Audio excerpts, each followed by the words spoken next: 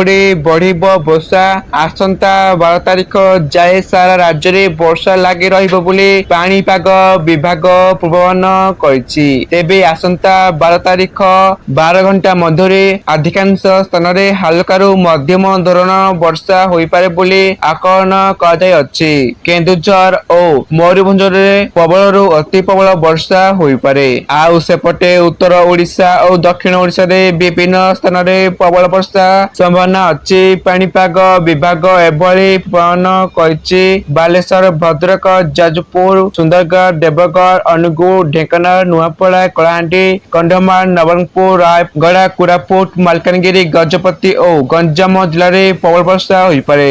गत 24 घंटा मध्य अनुगुल जिले में तालचेर सर्वाधिक 8 सेमी वर्षा होईछि। आगामी किछि दिन जाए वर्षार प्रभाव जारी रहिबाकु समस्त को सतर्क रहिबाकु पाणीपाग विभाग अनुरोध करिछि।